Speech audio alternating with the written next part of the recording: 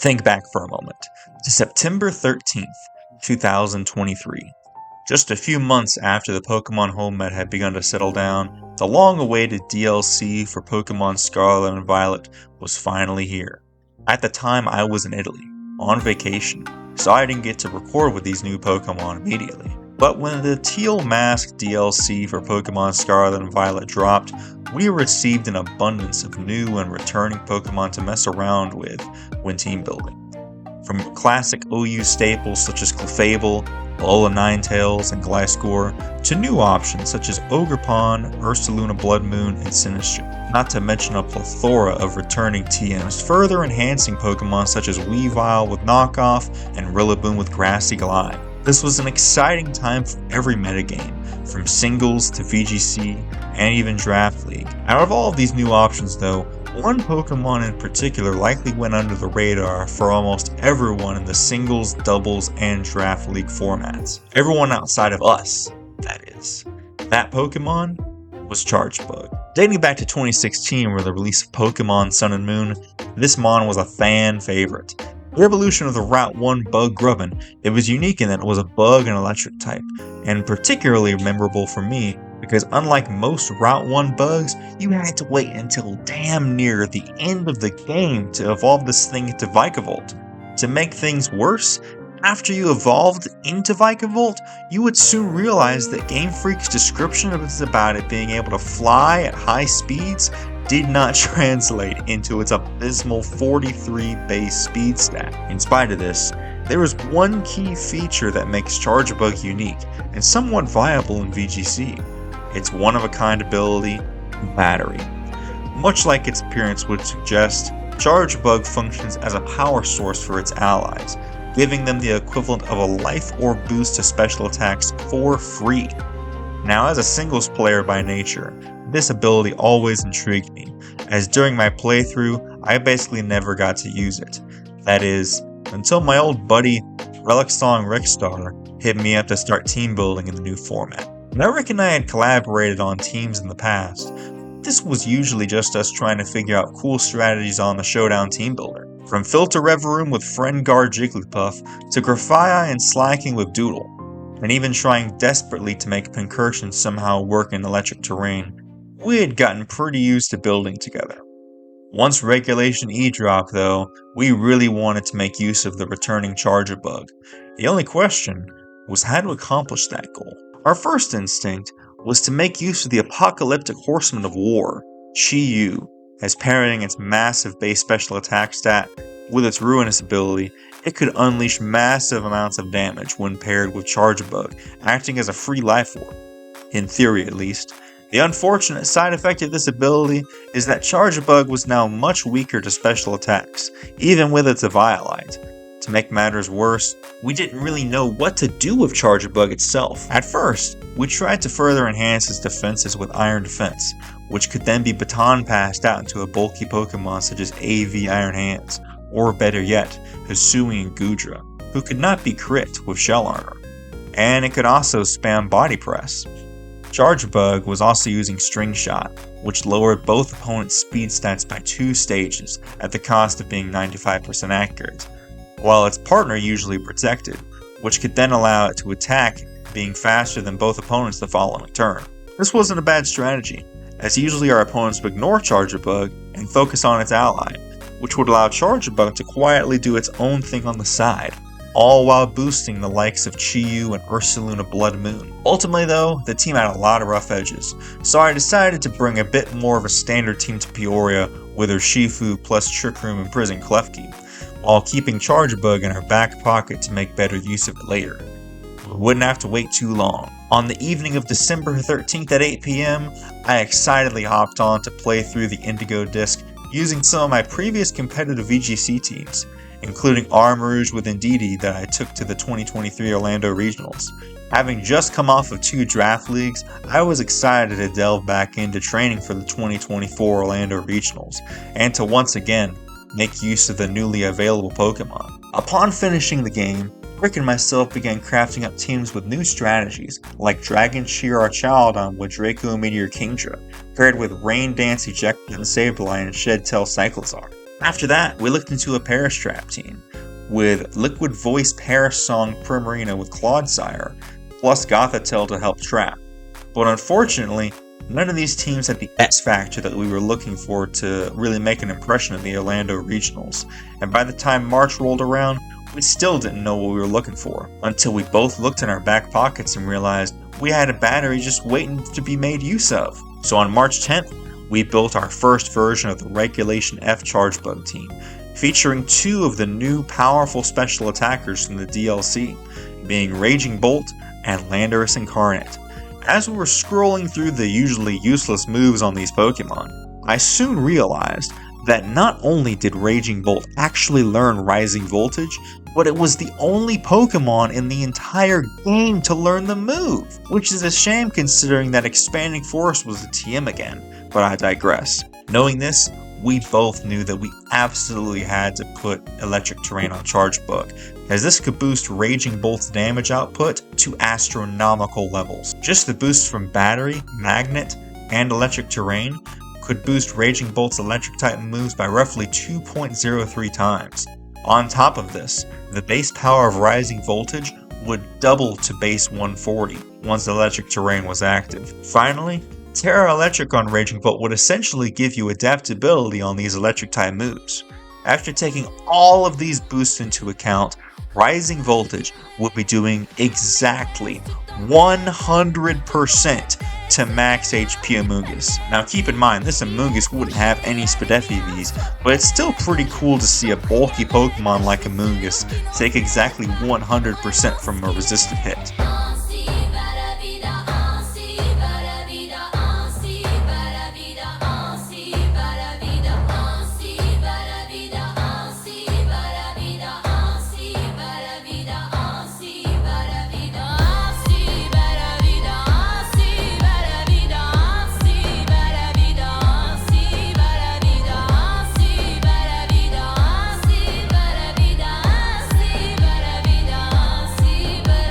Even Thunderclap would be doing massive damage to anything neutral, doing just about 109% to a standard Flutter Mane.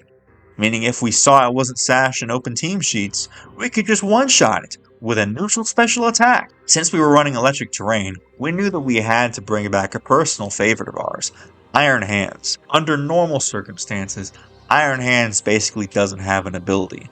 But because we were using ElectricTerrain, we could give Ironhands a Quark Drive boost to its attack, meaning we were going to be doing a lot more damage than people might expect.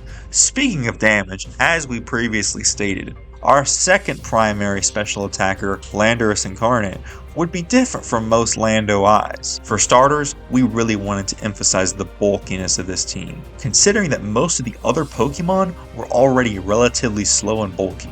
So we figured we could lean into that with this Lando set. Our thought process was similar to that of my Peoria team.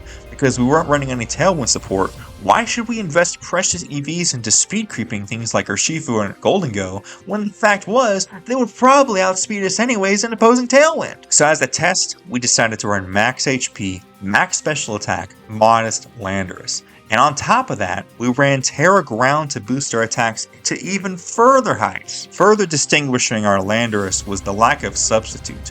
Instead, we opted for another coverage move in Psychic. Believe it or not, with the battery boost, modest Life Orb Sheer Force Psychic can actually do about 112% to the standard bulky Amoonguss set. This is probably a good time to bring up the fact that if I hadn't made it clear already, we were quite afraid of Amoonguss, and it putting our entire team to sleep, which is another big reason for bringing ElectricTerrain, and with good reason, as the future would soon show that Amoonguss would go on to win the Orlando Regional Championships and become a trans icon. That being said, why run safety goggles and things like Terra Grass when we could completely shut down Spore or other sleep moves entirely with ElectricTerrain? The best part is, Charjabug actually naturally outspeeds Amoonguss with base 36 speed compared to base 30, which may or may not have come into play on occasion. One big other note about Landorus running Psychic was that it allowed us to 1v1 opposing Landorus, as we were immune to their stab move and resisted sludge bombs, all while our battery boosted Psychics were doing roughly 82 to 97%. These core 4 Pokemon, Charjabug, RagingBolt, Ironhands, and Landorus had slight changes over the course of the team's history, but they would become cemented as the foundation of the Reg Charjabug Team.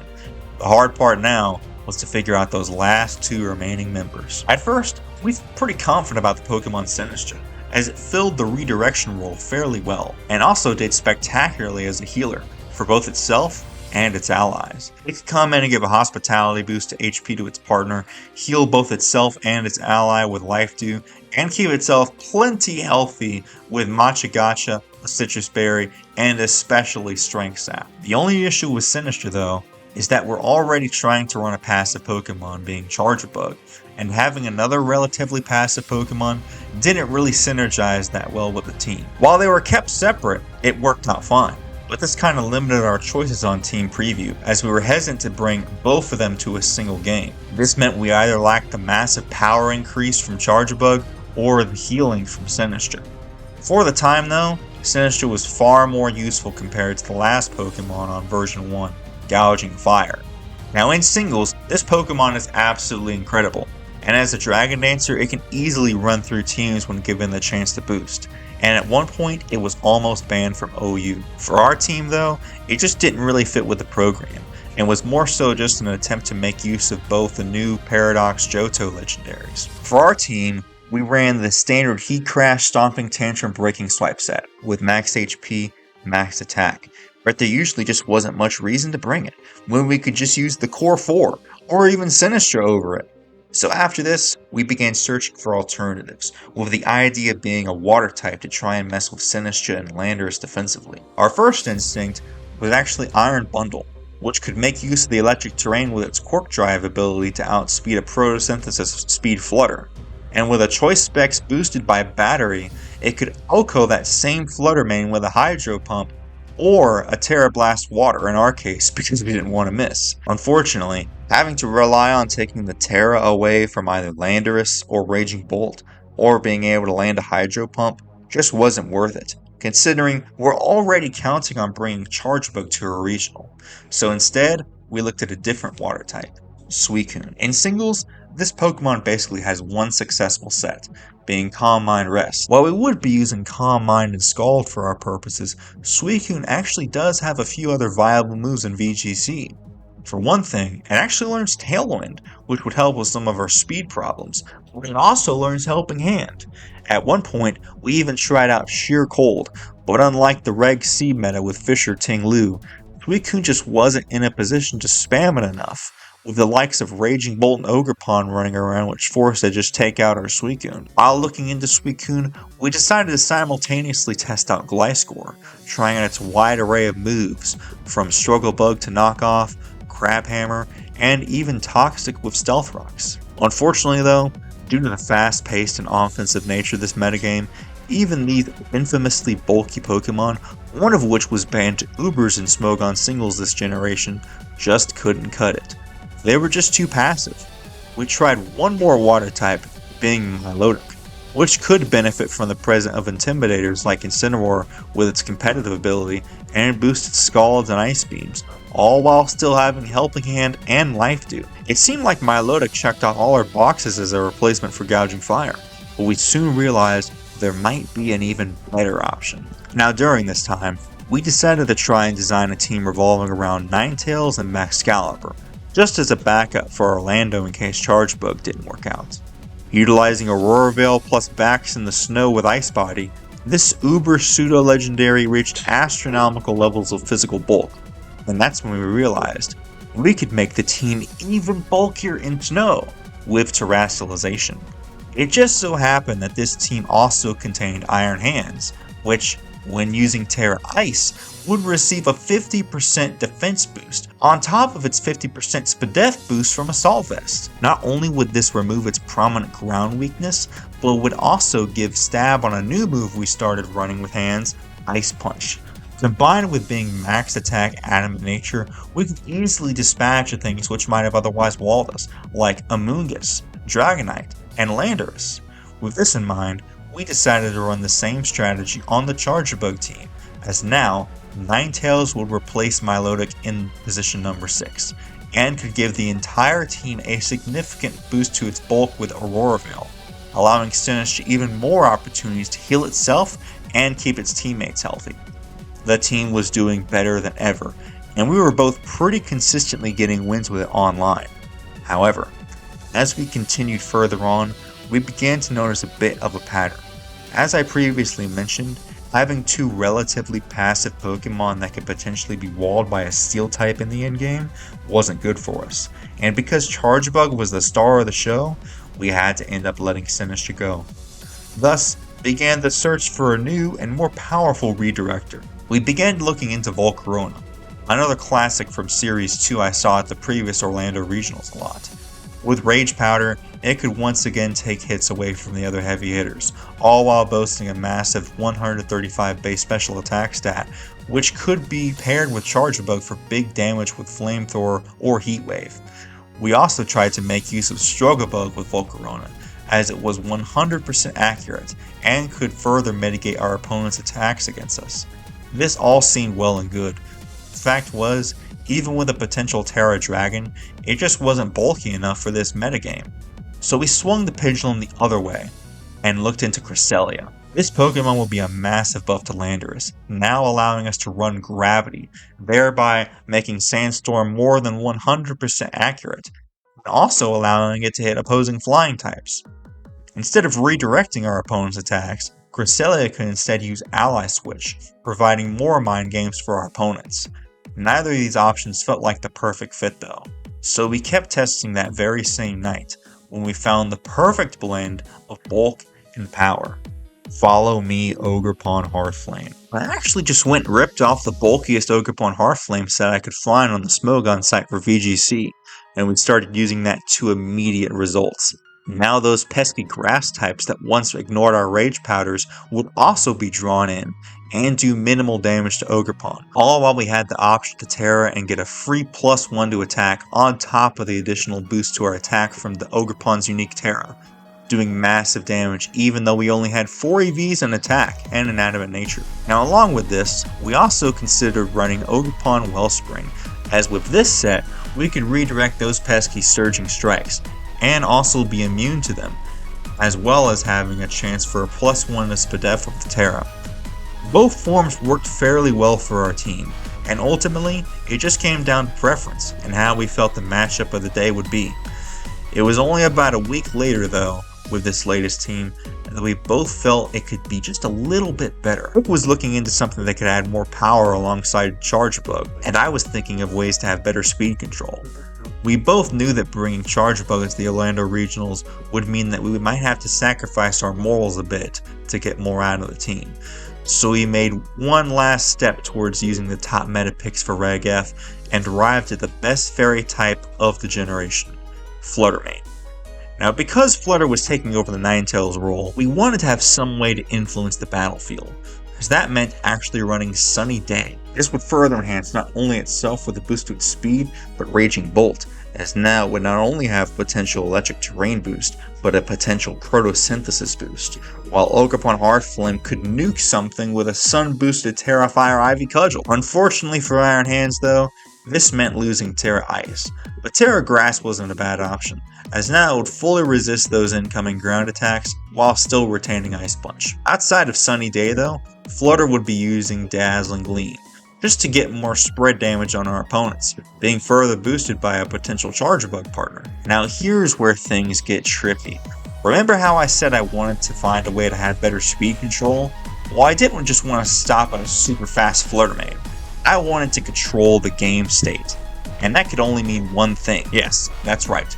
We decided to go full circle with the Peoria team design, and incorporate Imprisoned Trick Room Fluttermane, the set that Imprisoned Klefki was originally based on. With this, we could now set up not only Trick Room in the face of Tailwind, and have our bulky Lando and Ironhands outspeed everything, but we could also stop opposing Trick Room, which often plagued us in the form of Psyspam or Torkoal, or Farigiraf with Ursaluna, or anything else. Now we built this 8th generation of the team on April 1st, less than 2 weeks away from Orlando, but about a week later, we made the pivotal decision to change the team. It was a tough decision for both of us, but we knew that it would be the best option going forward to do well in Orlando, and that decision was to unfortunately let go of RisingVoltage RagingBolt. I know. It really pained me too. And someone actually asked me at the regional where RisingVoltage was at. But the fact is, the Calm Mind Protect set is just too damn good. In addition to this, we actually started running Struggle Bug over Bug Bite on Charjabug, as this would allow us to really limit the special attacker on the opposing side, as well as ignore Protect Mind Games and Break Sashes. And when paired with Calm Mind RagingBolt, it meant that special attackers could not do a thing to us. Additionally, now that we didn't have to worry about boosting RisingVoltage to its limit, we were free to run the proper item on RagingBolt, Leftovers, which now meant that RagingBolt was free to Calm Mind Protect and sweep the endgame after mons like Flutter, Hands, and Ogerpon put holes in the opponent's team. Apart from this though, we further optimized the EVs on our Pokemon instead of running just 252 HP, 252 special attack. Now I can't remember exactly what these EVs did, but I'm sure they did something. The only real exception to this was Hands, as all we cared about was damage and taking special hits.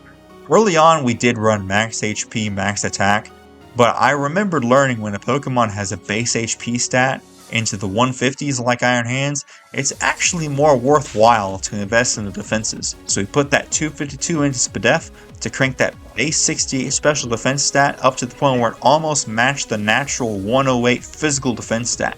And boy, with an Assault Vest could this thing just eat special hits. And with that, the team was finally complete. With identical Charjabug teams, Emerald Miner and RelicSongRickstar were now ready to take on the Orlando Regionals together as the Charjabug brothers. Let's see how we did. Alright, we're here after round 1. Charjabug got the dub for me. How'd you do, RelicSongRickstar? Yeah, I did pretty good. Charjabug, I mean, it did a lot of good work. Game 1, like, definitely it carried its weight. Game 2, same thing, but I didn't make it. So we'll see if we can put in more work next battle. Alright. Yeah, he had to go. I had to face rain, so it was pretty easy. I just stayed serious. I did get an unlucky freeze on my opponent, but I did also get the max 3 turn to sleep on RagingBolt. But the Charjabug set the ElectricTerrain and stopped the hypnosis the second time, so it's putting in its work. Alright, we're post round 2. Man, this guy had a chef's hat. He was cooking versus me, man. He had the Ogerpon, Arcanine, Isui, Roaring Moon, like we used to run back in the day. But he had it with a Urshifu and it was too much for me. The mind games, I was very close. I did crit them like twice before, and then they crit me at the end, and that got me. But hey, you did pretty good, right, bud? Yeah, I'm telling you, Charjabug, who needs Snarl when you have Struggle Bug? Legit, Struggle Bug, Thunder Wave, that's speed control, that's damage reduction, that's all you need all in one little bug, you know? Yeah, and the Lando, bro. So, we're both 1-1 right now, but hopefully we can continue to push through. Alright people, we're post round 3. We were just watching on the stream. We had a Dondozo Gouging Fire versus Ursaluna Torn. And the Gouging Fire finally pulled it out at the end. It was crazy, bro. Because they had a Sash Power. But for us, Charjabug put in some work. It Struggle Bug the Flutter Mane so that Lando could live a Choice Specs Terra Moonblast and then hit it back with Sludge Bomb. I did my poor opponent, they kept on getting, because Charjabug kept on Thunderwave and everything, and they kept getting paralyzed, so I felt bad. But, how'd you do, friend? I'm doing pretty good. I didn't make it through the last round, but I'm kind of understanding the real power of the team Landorus. So this next match, I'm really going to double down into Landorus, really play into the opposing weather wars and all that. And, you know, Charjabug is going to be there to spectate the whole thing. Yeah, also, my opponent, that poor guy, they were trying to make the Follow Me a Violite Magmar work. They didn't even get, I faked him out twice, and I felt bad for doing so because they're Flame Body, and my Ironhands didn't get burned, so yeah, I really hacked my opponent, you know. So it's unfortunate for them, but we're on to round 4. Alright, let's hit it. Alright people, we're here, post round 4. Yeah, I'll tell you what, I got wrecked by somebody trying to use Lando and Roaring Moon. They just Dragon Danced on me. Terra Fly Acrobatics, I got wrecked. But they played very well. But, alright, my buddy RelicSongRickstar, how'd you do, friend? Alright, so pretty much what I've been doing is I've been leaning real heavy into the Sandstone Storms. As long as you launch those with confidence and they hit, literally, like, Landorus has been carrying this team all day long. It even beats other Landorus, but that's like some secret tech I'm not going to share right now. Yeah, I missed the Sandstone Storm on a Porygon 2 that was, I knew it was going to tear a freaking poison, but man, I should have, yeah. Alright, we're post, what was that? We just did round 5? Round 5. Alright, we both got a dub. Let's freaking go. I fought a freaking Sun team, so you already know that RagingBolt was going, and I got the +2. I took out a Walking Wing with 1 Thunderclap. And then from there, it was just Ironhands, Torkoal, they're all dying. How about you, bro? Listen, to beat the Water Bear Urshifu, all you need is to set up Sun. We literally set up Sun. The close combat didn't do nothing to my Landorus, and those water moves were literally hitting for like negative damage. So like, other than that, Flutterman outsped. We had Photosynthesis, RagingBolt in the back, and Ogre-Pine Fire. I mean, it's not even like a hard Sun team, but I mean, it shines for us, you know? Yeah, I'm thinking maybe one of those games where I faced our Sheep Flash in a sunny day, but yeah, man, it's going crazy. Alright, people, we're here. The dream is still alive. Charjabug is 4-2.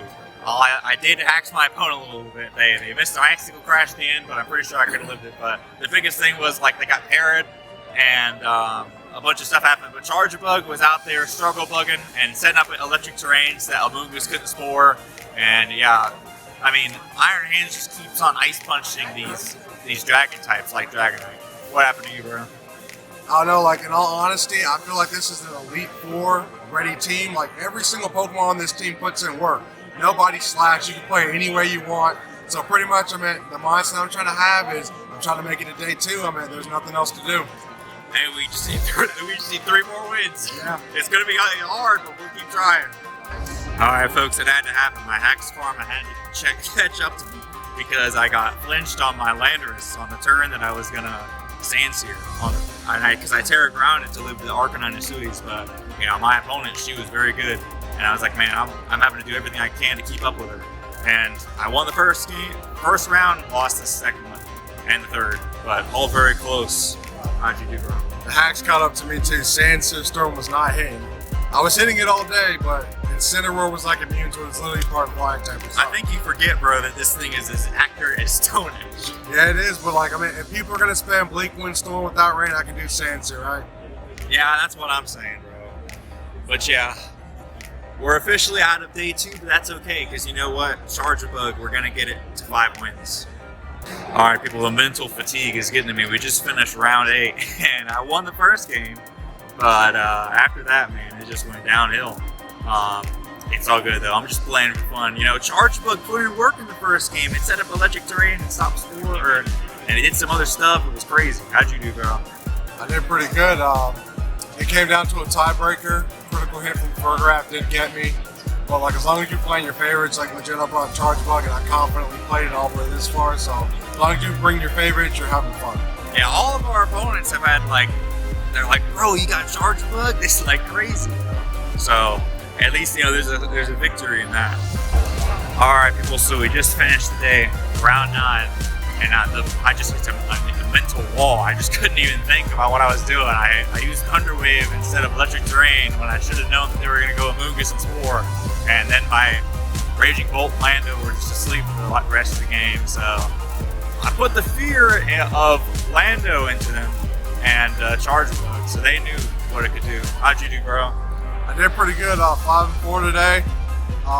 First regional, very proud of the team that I brought. Confidently using Charjabug, legit, like a bug type Pokemon.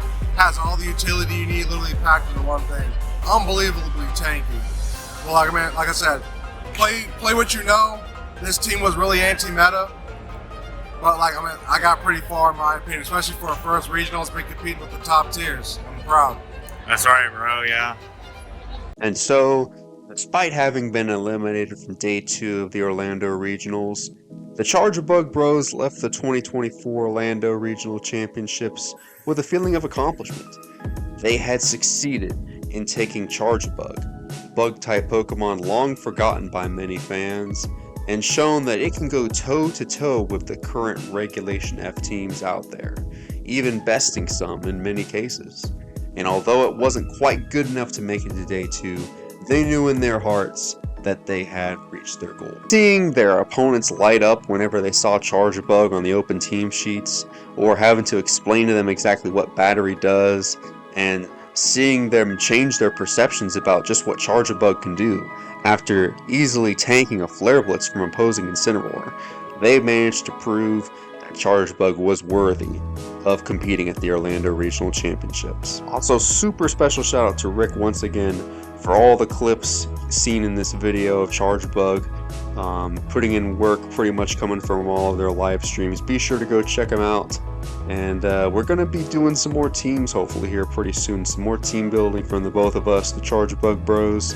And once again, congrats to them for going 5-4 with Charjabug, going positive at their first ever regional, legit, you know, massive accomplishment. And with that, that's the video. Be sure to check out RelicSongRickstar's channel in the description and check out their Charjabug videos for their perspective on it. And with that, we'll see you guys in the next one.